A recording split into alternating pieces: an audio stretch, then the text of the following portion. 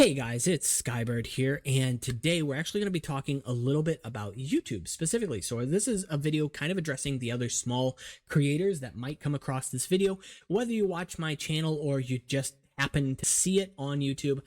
It is sort of some of the tips and things that I have been doing over the past couple of weeks to grow this channel, and also a bit of a warning for you, specifically relating to a handful of services out there that might be preying upon you and your naivety or your small channel status, right? So I've been on YouTube since 2019, but I wouldn't necessarily say I've been doing YouTube for that long, right? Because I wasn't making content back then for my audience so much as I felt obligated to do so, to follow along with, to have a set of videos, a set of information to post alongside things that I was sharing on Instagram and on Discord, right? So where my larger audience was, I expected them, I guess, to check out my YouTube videos. And so I wasn't making them that high of quality, partially because I was naive. I didn't know exactly how to do it.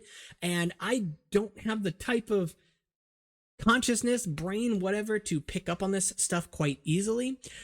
So I would see other people out there having success and thinking, oh, I can do that too, but things just aren't going right for me, or whatever the case, right?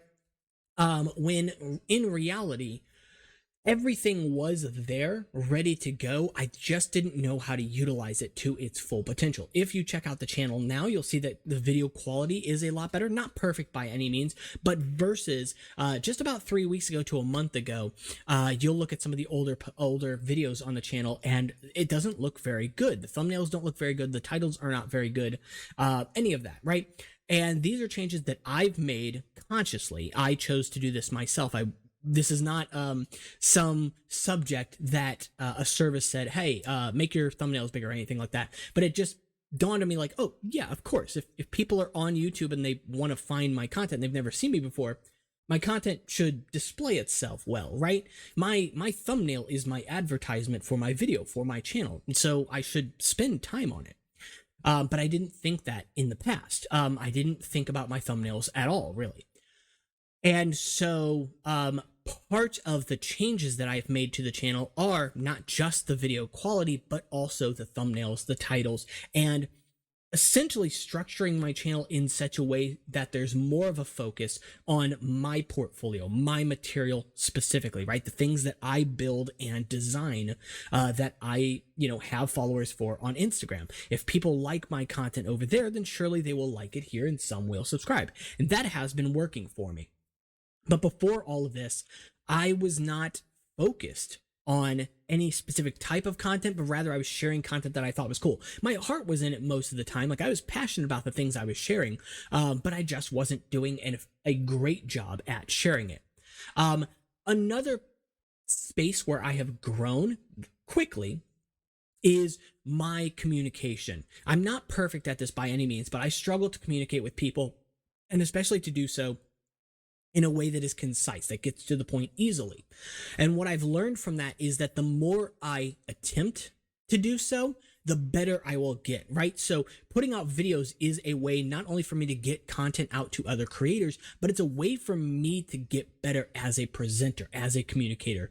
And I think, honestly, it has been one of the biggest takeaways from this entire experience. Not only does it make me feel more confident, because I'm speaking to you as though you're in the room, right? It feels like I'm speaking to someone without caring what they'll think about me, right? Or what I have to say. So I'm not trying to filter it all through my brain anymore. And that's refreshing. It's just freeing in a way I don't know how to explain, right? So that doesn't necessarily mean that that's a skill that everybody can do, or everybody is at that stage in their life where they can do it. But I think it's something that if you start today, it will sow the seeds of reward, if you will, for lack of a less cringy term, I guess, phrase. Anyway, getting off of all of that here for a second, let me just go ahead and talk to you about some services you might be tempted to use if you are a small YouTube channel. So services like vidIQ or TubeBuddy, for example. And I would just warn you against using them, not because I necessarily think they're a scam. I have never used them, so I can't necessarily pass judgment in good faith on them. However, I have looked at several of their videos and video topics on their channel. And although maybe I've watched 10 videos from vidIQ at most, I have just within those videos seen a sort of pattern in the type of content that they create that I don't like, that I feel can be damaging, because it sort of gives you this air of false hope in a ecosystem that you can't control, right? There are certain aspects of your channel and of your content that you have direct control over. Your thumbnails, the subject of your videos, the titles for your videos, when you post it, right? Your niche, the vibe of your channel, the look of your channel to some degree. But there are also aspects on YouTube that you have no control over. And part of that, the big player, of course, is the algorithm. We all think that the algorithm has this sort of malevolent need to keep the little man down and keep promoting the big videos and big channels out there, which isn't completely wrong, but it's not correct for the reasons you might think it is. YouTube, as a company, has an explicit interest in pushing content that people engage with, because YouTube makes its money through ads. And so the more ads it can push in front of you, the better. How does it do that? By keeping you on the platform longer and by keeping you engaged, right? Binging content as much as possible, showing you as many ads as possible. All of this stuff is beneficial to YouTube, and so that's the kind of content YouTube pushes. Content that can facilitate those requirements, those needs for YouTube. And because of that, many small creators think that, oh, well, I just can't get a video out there because, you know, the algorithm's got something against me. And that's not necessarily the case, but rather, I think your biggest strategy, the biggest game changer you can do is to focus, at least as a small channel, is to focus on your thumbnails and specifically the style of your thumbnails for your niche and vibe, right? I, for example, build Bionicle sets. Bionicles are within Lego as a sub niche within Lego. And specifically, what is the content I'm creating? Well, Bionicles are toys. They're more specifically retired toys. And this all gives me a lot of information about my core audience. Being that they are retired toys, it tells me that the audience that watches my videos should be around my age when Bionicle was around on store shelves. And that is the case. YouTube confirms that. My analytics show that the age range that watches my video is around my age, which tells me that those are the types of people that are going to click on my videos so long as they can identify what's in the thumbnail. So I don't need to cater my thumbnail to those people, because if my thumbnail contains a Bionicle or something that they recognize as a Bionicle piece, they will likely click on it. So rather, I would choose to focus my thumbnails more specifically towards an audience that I want, that my videos should appeal to, than the audience I already have, right? Kids. Because this is a toy, because it is vibrant, kids in theory should click on my thumbnails. Now, it does not necessarily mean that they're going to. Again, my older thumbnails are guy in front of wall, right? That's not terribly exciting. A kid's going to scroll right past that to some other, you know, hyper saturated, hyper detailed, weirdly kind of eerie, uncanny looking thumbnails, right? Because that engages a kid's brain. What excites a kid, right? And so I gear my thumbnails, and I still play around with this and experiment this, but towards kids. Now, that doesn't mean that kids are going to find the content of my videos entertaining, but all I know is that if I even gain a percentage of that audience, that's better than the percent I would have had before. And I've now introduced a younger generation to something I'm very passionate about. And all of those things are important to me. They're beneficial to me, and it feels good, right? Sharing something that you love, everybody loves to do that. And in a way, it's just sharing your love for yourself. And so outside of all of that, there are a lot of services, like I mentioned, out there that will try to basically tell you that large creators on YouTube or other platforms are geniuses, that they've cracked the algorithm. That's not entirely true. In fact, it's mostly false. Here's a couple of reasons why. First of all, if you see a video or two videos with the same or very similar thumbnails, but one has 10 million views and one has 60 views, and they're both 4 days old or whatever, you're probably more likely to click the one that has more views, right? It tells there's a sort of confirmation bias there that, oh, everybody else liked this too, so I must like it, or I might like it. And also, especially if it comes from a channel you've heard of, even in your peripherals, right? Everybody has heard of the Mr. Beast channel, whether they watch it or not. Well, in those cases, those types of channels have a sort of community and an audience, but also like this positive feedback loop, right? And so channels that get even one of their videos to go viral, or viral just for them specifically, are more likely in the future to do it again. A channel that has one viral video is far more likely to get a second viral video than you are to get your first. And the same is also true for like a channel with a large amount of subscribers, right? Everybody tells you that it's hard to get your first 100 subscribers on YouTube, or your first 1,000 subscribers on YouTube, and it just goes faster from there. And I'm only at 1,080 subscribers, so I can't necessarily say that's true, but I can say that I have gained more subscribers in the last couple of weeks, in part because of this sort of phenomena, right? Now, that's not the only reason that I have gained subscribers. I am putting more effort in my videos. I'm publishing videos more consistently. I'm making sure that there's a theme that ties them together in series on the channel, so that people, when they click on one video, that they'll want to click on something else. And I'm featuring specifically items from my portfolio, items that I design that people can't get anywhere else, right? And so they know that when they watch my content, that they are seeing a creator and not just a reviewer or a whatever, insert term here, right? And so when I create something like my beautiful little parrot back there, the praying mantis below it, they know that when they come to me, that's something that they can expect. And so one of the ways that I am able to do better on YouTube is through selling myself and selling the portfolio that I have. Now, I've spent a lot of time building these things. I did not come up with this on day one. I didn't have these skills to start with, but I practiced. And that makes it sound like there's a lot of time dedicated to it, but I don't think that's necessarily it. For me specifically, I treat Bionicle, I treat Lego like an art form and like a language. Like, the more you practice it, the more fluent you are in it, right? And so the first few things that I created, heck, I got an example right here that I featured in a previous video of one of the very first animals that I created from Bionicle, which is this right here. And it looks awful. It's cute. Like, don't get me wrong, I still love it, but it's terrible. This is supposed to be an antelope, which I don't know what I was thinking. And you might think, oh, well, maybe he was young when he built it. Like, no, this was just a couple of years ago. This is not that old. But this was a challenge build that I did, and at the time I was proud of it. I didn't think it was perfect, and in fact, I was like, I could quit now, or I could just keep going and then try again later, and that's exactly what I did. I kept going, and I tried again later. So this is the build I first came up with from a combination of two Bionicle sets, and then I took those same two Bionicle sets later and came up with this, and that's far more identifiable. Is it perfect? No, by no means, but there is a challenge here. I have very limited pieces to work with, and this is a walrus. It looks a lot more like what it is, right? Or what it should be.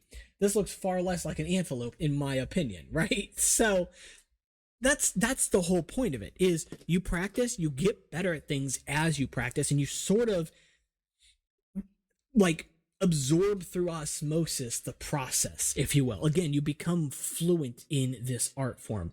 The same is true for how I make my thumbnails. I have no experience in digital art of any kind. Like, I've played around with Microsoft Paint and stuff like that in the past, but I'd never taken like courses or anything like that. I have basically no experience at all with Photoshop and haven't touched Photoshop in well over 10 years. And the experience I did have was self-taught then too. So I'm not a person of means, but I'm able to more succinctly get my ideas out now in a way that matches the image that's in my head, or the words that are in my head, right? All of these have contributed to the success of my channel as of these last few days. So my tips to you if you want to grow your YouTube channel, there are some strategies that you can involve, and I'll talk about that here in a minute, including one strategy that I kind of took advantage of as well. And I did all this growth organically. I want to mention I did not use any services as well. So in theory, this is something that you should be able to replicate, though I can't guarantee the results because, again, YouTube is YouTube, right? But we can at the very least control all of the aspects that we are in control of. So the first thing I would tell you is just identify the niche. And I think the best possible thing you can do here is choose something that you're passionate about. If you like producing documentaries or editing videos or making digital art, create a series about that. I've seen so many creators on both Instagram and TikTok where essentially their entire following, their entire channel, their entire I'm trying to think of the word, but I can't think of it. But anyway, existence essentially on those platforms is them doing their art. It is not just the art being featured itself, but it's the creator and their art. And I think there's a sort of communal connection there, right? Which I'll talk about here in a second. But anyway, let me get back into what I was saying. So identifying your niche and sort of the vibe of your channel specifically. If you want something that's professional, if you like cooking or something like that, do that. Even if you think, oh, well, there's way too much competition. Here's the thing. You are the only you, right? And so there might be a lot of cooking channels out there, but somebody is going to like your take on something. If you've got a recipe that's your secret recipe or something, or if you've got a take on a viral food or whatever, share that. Anytime you have an idea, a thought about how something could be made different or made better, or you could share your perspective on something, share that. That is content for you. So identifying your niche specifically and really catering your channel to it is a strong start. Make your thumbnails not for the audience you currently have, but for the audience you want, and as best you can, take from other members within your niche and within your community. Take inspiration from them through the aspects of their work that you like, right? If there's a channel out there that produces thumbnails that really speak to you and resonate with you, then cater your thumbnails to that, right? Or if they even produce an art that you like, right? Work with that. Work with something that you enjoy doing so that you can make each step of the process enjoyable. I enjoy making these videos far more than I ever did before. And I didn't think that I would get here. The second thing I wanted to go ahead and mention, or the third thing, I guess, is, and I touched on this a little bit a few minutes ago, but essentially the content that you have, everybody thinks about, well, what should I make a video about, right? It can be your portfolio. If you do work in your free time, if you're a sculptor, I know I'm mentioning art a lot because it's the first thing that comes to my mind, but anything that you have a view on, an opinion on, is content, because you can shape your video around what you're trying to get out, right? If there's something going on in the news, if there's something going on in celebrity culture, I'm not familiar with too much of that stuff, but produce content that you are passionate about and just share your takes on it. If someone else on YouTube, for example, makes a video and you like it a lot, but you think maybe they missed something or they didn't communicate something as well as they could have, or you just have a different take on it, share that. There's always an audience for that kind of stuff.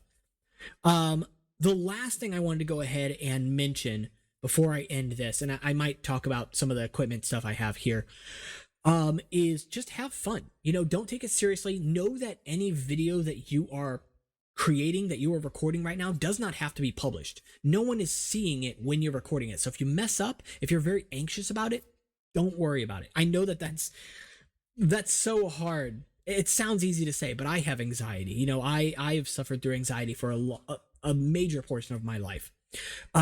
But as I have began producing videos, I've become more comfortable and more confident in my own skin, and more confident as well sharing my take on things. I never call myself like a master builder or an expert creator or something like that, but I know the place that I hold in the community, and I know that there are people that look up to me and look up to my creations. So I still present that, even though I don't try to push myself as like a master Lego builder or something like that, because I don't believe that I am. I believe that you can always improve. There's no perfect art. There's no perfect creation.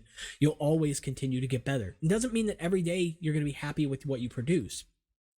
Anyway, so yeah, like I was saying, that's pretty much everything that I can suggest. Take a look at my channel, even if it's just to look at the thumbnails. You don't have to like watch any of the videos or anything like that, but just to sort of see what I have been doing differently. I've got series planned out, and I have my channel sort of planned out in stages now.